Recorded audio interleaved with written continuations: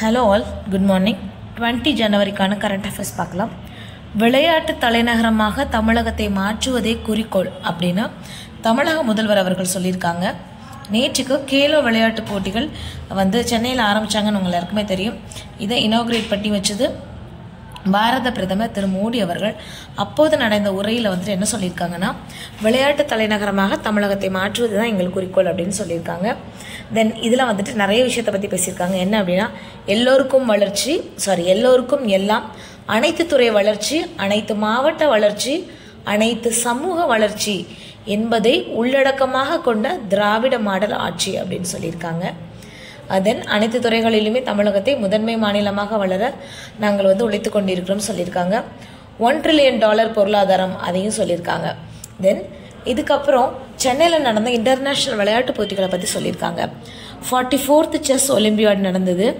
தென் Chennai open challenger, ஆடவர் ஆசிய champion trophies, தென் squash உலகக்கோப்பை, அலைச்சறுக்கு போட்டி, அதாவது சர்ஃபிங் சொல்லுவோம் இல்லையா, அந்த surfing, then grand master chess championship போன்றவை தமிழ்நாட்டில் நடந்தது. இன்னும் தமிழ்நாட்டில் நிறைய இன்டர்நேஷ்னல் போட்டிகள் நடத்த நாங்கள் ஆயத்தமாகிட்டு இருக்கோம் அப்படின்னு சொல்லியிருக்காங்க.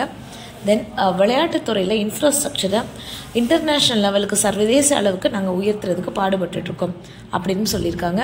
தென் லாஸ்ட்டாக ஏறு தழுவுதல் அரங்கம் ஜல்லிக்கட்டுக்காக மதுரையில் 62,77,00,000 மதிப்பில் கலைஞர் நூற்றாண்டு ஏறு தழுவுதல் அரங்கம் கட்டி முடிக்கப்பட்டுள்ளது.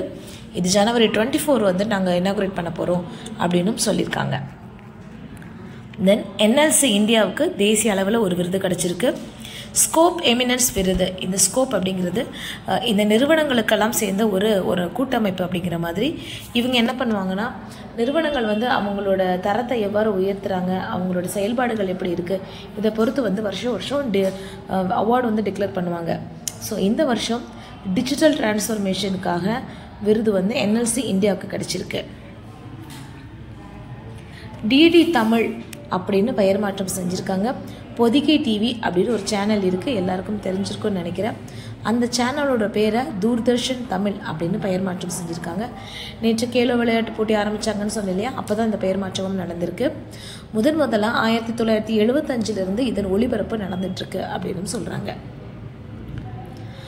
Royal welcome plan for mister Macron. இவர் யார் அப்படின்னா, French president. Full name Emmanuel Macron. இவர் தான் இந்த ரிபப்ளிக் டே, இந்தியாவோட ரிபப்ளிக் டே நம்ம எவ்ரி ஜனவரி 26 நம்ம செலிப்ரேட் பண்ணுவோம். ஸோ இந்த இயற்கான வெளிநாட்டு விருந்தினர் இவர் தான், ஃப்ரெஞ்சு பிரசிடென்ட் மிஸ்டர் இமானுவேல் மேக்ரூன். இவருக்காக ஒரு ராயல் வெல்கம் பிளான் பண்ணியிருக்கோம் அப்படின்னு சொல்லியிருக்காங்க. தென் இது போக இன்றைக்கி நியூஸ் பேப்பரில் நிறைய சின்ன கீவேர்ட்ஸ் இருந்தது. அது என்னென்னு தான் பார்க்க போகிறோம். இந்தியாவோட பேரை பாரத் அப்படின்னு சொல்லிட்டு, ஸ்பெல்லிங் தப்பாக எழுதிருக்குன்னு நினைக்கிறேன், பாரத் அப்படின்னு மாற்றி சொல்லிட்டு, அதாவது பாடப்புத்தகத்தில் NCERT பாடப்புத்தகம் இருக்கு இல்லையா, அதில் எங்கெல்லாம் இந்தியா அப்படின்னு வருதோ அதெல்லாம் பாரத்னு மாற்றுங்கன்னு மத்திய அரசு ரீசெண்டாக சர்க்குலர் கொடுத்துருந்தாங்க. இதை நிறைய கவர்மெண்ட் ஒத்துக்கிட்டாங்க, நிறைய ஸ்டேட் கவர்மெண்ட் ஒத்துக்கலை. இதுக்கு கேரளா கவர்மெண்ட் என்ன சொல்லியிருந்தாங்கன்னா, மத்திய அரசு தன்னோட முடிவை மறுபரிசீலனை செய்யணும் அப்படிங்கிற மாதிரி சொல்லியிருந்தாங்க. மத்திய அரசு அவங்களோட கேரளா கவர்மெண்டோட வேண்டுகோளை நிராகரிச்சிட்டாங்க.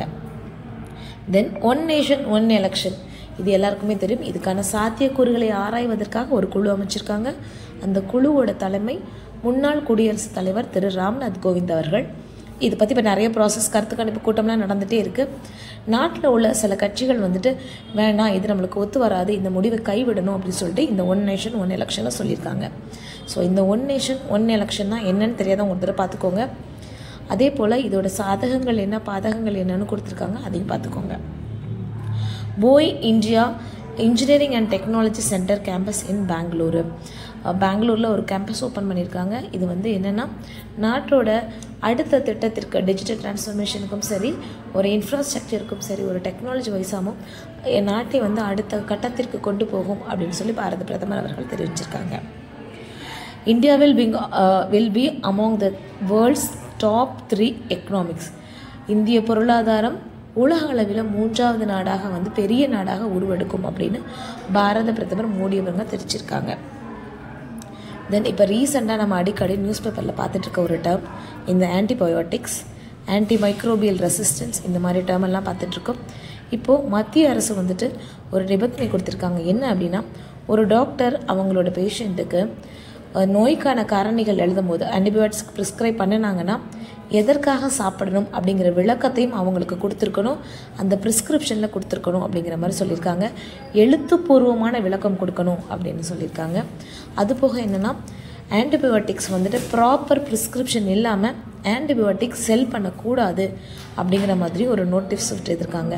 இதோட நோக்கம் என்ன அப்படின்னா, நோயாளிகளுக்கு நம்ம எதற்காக இந்த மருந்து உட்கொள்கிறோம், எதனால் நம்மளுக்கு இது ஏற்பட்டுச்சு, இந்த மருந்தோட விளைவுகள் என்ன, இந்த ஆன்டிபயோட்டிக்கை பற்றி ஃபுல் அவேர்னஸ் வந்து மக்களுக்கு வேணும் அப்படிங்கிறதுக்காக இந்த நிபந்தனைகள் அடங்கிய ஒரு கோரிக்கையை வச்சுருக்கோம் அப்படின்னு சொல்லியிருக்காங்க.